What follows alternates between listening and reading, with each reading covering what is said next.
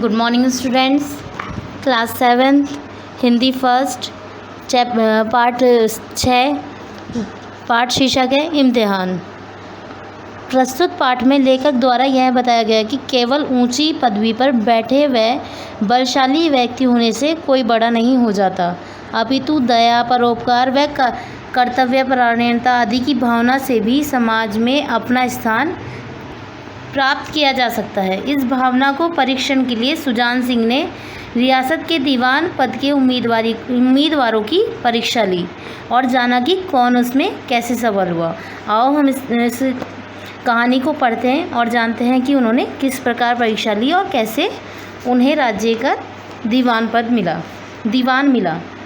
वृद्ध होने पर जब रियासत देवगढ़ के दीवान सरदार सुजान सिंह को परमात्मा की याद आई तो उन्होंने महाराज के पास जाकर प्रार्थना की, स्वामी सेवक को आपकी सेवा करते 40 वर्ष हो गए हैं। अब मैं कुछ दिन परमात्मा की भी सेवा करने की आज्ञा चाहता हूँ।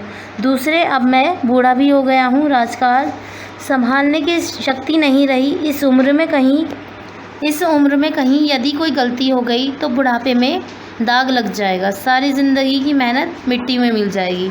राजा साहब अपने इस अनुभवशील और नीति कुशल दीवान का बड़ा आदर करते थे। उन्होंने बहुत समझाया, लेकिन जब दीवान साहब न माने तो अंततः उनकी प्रार्थना स्वीकार करनी पड़ी, पर शर्त लगा दी कि रियासत की नया दीवान उन्हीं को खोजना पड़ेगा। दूसरे दिन देश के प्रसिद्ध समाचार पत्रों में यह विज्ञापन निकाला, देवगढ़ के लिए एक सुयोग्य दीवान की आवश्यकता है, जो सज्जन अपने को इस काम के योग्य समझें, वे वर्तमान दीवान सरदार सुजान सिंह की सेवा में उपस्थित हों।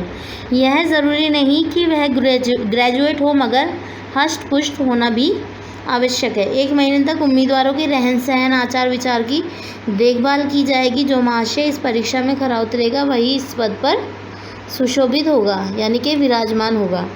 इस विज्ञापन ने सारे मुल्क में हलचल मचा दी। ऊंचा पद और किसी प्रकार की कैद नहीं, केवल नसीब का खेल है। सैकड़ों आदमी अपना अपना भाग्य परखने के लिए चल पड़े। देवगढ़ में नए नए और रंग बिरंगे मनुष्य दिखाई देने लगे।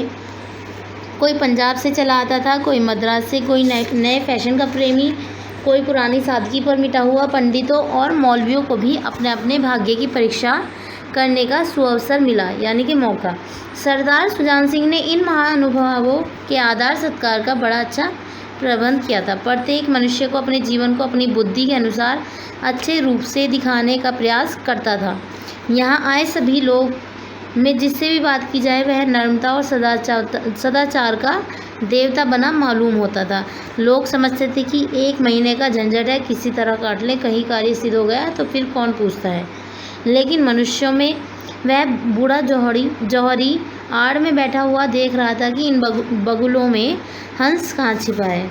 एक दिन फैशन वालों को सूझी आपस में हॉकी का खेल हो जाए। यह प्रस्ताव हॉकी के मंजे हुए खिलाड़ियों ने पेश किया। वह भी तो आखिर विद्या है, इसे क्यों छिपा कर रखें। संभव है कि कुछ हाथों की सफाई ही काम कर जाए। पढ़े लिखे लोग शतरंज का खेल खेलते थे। उछल कूद के खेल बच्चों के खेल समझे जाते थे। चलिए, तय हो गया, कोर्ट बन गया, खेल शुरू हो गया और गेंद किसी दफ्तर के अप्रेंटिस की तरह ठोकरें खाने लगी। रियासत देवगढ़ में खेल बिल्कुल ही निराला था। खेल बड़े उत्साह से जारी था, यानी कि जोश से। धावे के लोग जब गेंद लेकर तेज़ी से उठते तो ऐसा जान पड़ जाते कि कोई लहर बढ़ती चली आ, लेकिन दूसरी ओर खिलाड़ी इस बढ़ती हुई लहर को इस तरह रोक लेते थे मानो लोहे की दीवार हो। संध्या तक यही धूमधाम रही। संध्या मतलब शाम। लोग पसीने से तर हो गए, खून की गर्मी आंखों और चेहरों में झलक रही थी। हांफते हांफते बेदम हो गए, लेकिन हार जीत का निर्णय न हो सका। अंधेरा हो गया। इस मैदान में ज़रा दूर हटकर एक नाला था, उस पर कोई पुल न था। पथिकों को नाले से चलकर आना पड़ता था। खेल अभी बंद ही हुआ था और खिलाड़ी लोग बैठे दम ले रहे थे कि एक किसान अनाज से भरी गाड़ी लिए हुए उस नाले में आया। लेकिन कुछ तो नाले में कीचड़ था और कुछ उसकी चढ़ाई इतनी ऊंची थी कि गाड़ी ऊपर न चढ़ सकी। वह कभी बैलों को ललकारता, कभी पहियों को हाथ से धकेलता, लेकिन बोझ अधिक था। गाड़ी फिर खिसक कर नीचे पहुंच जाती है। बेचारा इधर उधर निराश होकर ताकता। मगर वहाँ कोई मददगार नज़र न आता था। गाड़ी को अकेले छोड़कर वह कहीं जा भी नहीं सकता था, बड़ी विपत्ति में फंसा हुआ था, यानी कि मुसीबत में। इस बीच खिलाड़ी हाथों में डंडे लिए झूमते झामते उधर से निकले। किसान ने उनकी तरफ सहमी हुई आंखों से देखा, परंतु किसी से मदद मांगने का साहस न हुआ। खिलाड़ियों ने भी उसको देखकर अनदेखा कर दिया। उनमें सहानुभूति का नाम न था, लेकिन उसी समूह में एक ऐसा मनुष्य भी था जिसके हृदय में दया थी और साहस था। लेकिन उसी समूह में एक ऐसा मनुष्य भी था जिसके हृदय में दया थी और साहस था। आज हॉकी खेलते हुए उसके पैर में चोट लग गई थी। लंगड़ाता हुआ वह धीरे धीरे चला आता था। अचानक उसकी नज़र गाड़ी पर पड़ी। वह रुक गया। किसान को देखते ही वह सब जान गया। हॉकी स्टिक किनारे पर रख दी, कोट उतार डाला और किसान के पास आकर बोला, मैं तुम्हारी गाड़ी निकलवा दूँ। किसान ने देखा कि एक गठे हुए बदन का लंबा आदमी सामने खड़ा है। डरकर बोला, हुजूर मैं आपसे कैसे कहूँ।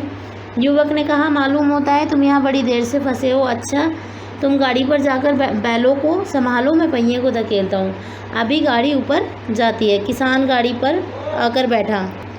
युवक ने